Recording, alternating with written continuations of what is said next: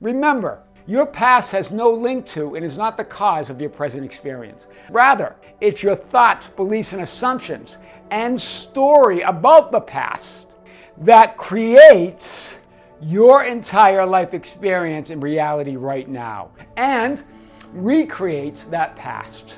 There's no past to change. There's only your beliefs, assumptions about it that create and recreate those mental images, right? Those memories in the present moment.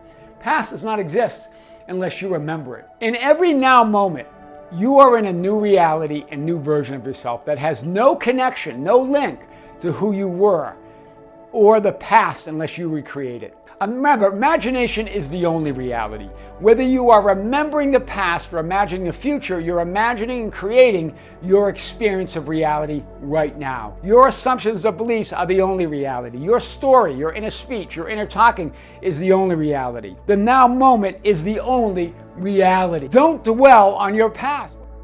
Can I manifest a specific person? And what do we say? Yes, yes, and yes. The only thing that keeps you away from a specific person or whatever desire you have is resistance. And what do we mean by resistance? We mean doubt or fear or focus on the current reality, the 3D manifested reality, where it appears that you don't have what you want. Do you hear this? That's the only thing.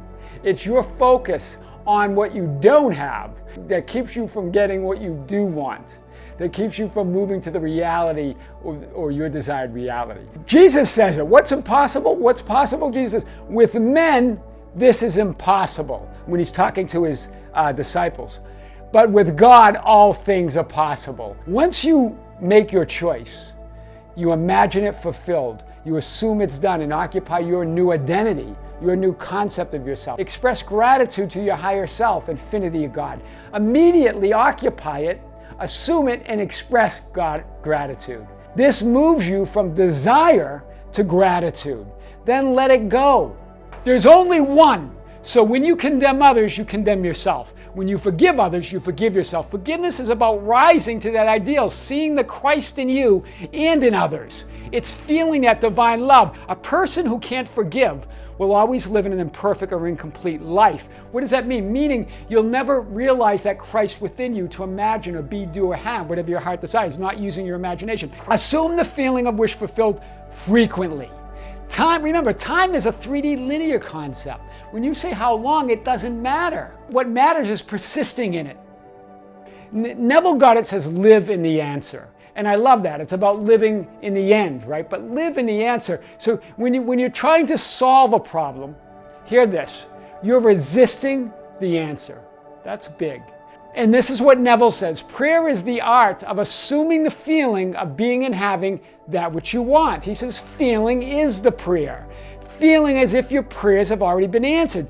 Feeling is believing, and believing is feeling. It's the feeling of wish fulfilled that becomes a conviction. It becomes your truth.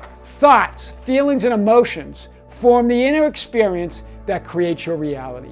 Belief that what you desire or want is done. That's the feeling of wish fulfilled. It's a belief.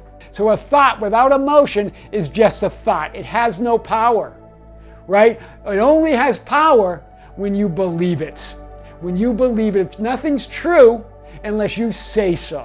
When you begin in the end, when you live in the end, when you think from the end, you collapse time and space, or space in time. The only thing that keeps you sort of stuck between not feeling fulfilled and in the desiring is your belief in lack, that you don't have your desire, that you're not that dimensionally larger you, and in linear time, that desire is at some time in the future. It's only when it manifests in the future. Imagining, visualizing, affirming, none of those processes are not to make something happen out there in the future. But what is it for? It's to create the inner experience of it happening right now within you. Right? Because it is. You wouldn't feel that divine urge that we call wanting or desiring if it wasn't already within you happening.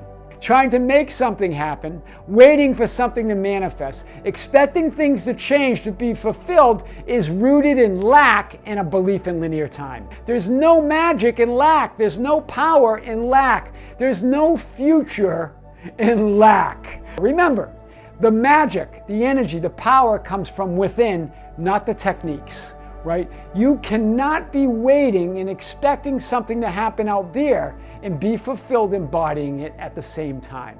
Those are opposite states of being.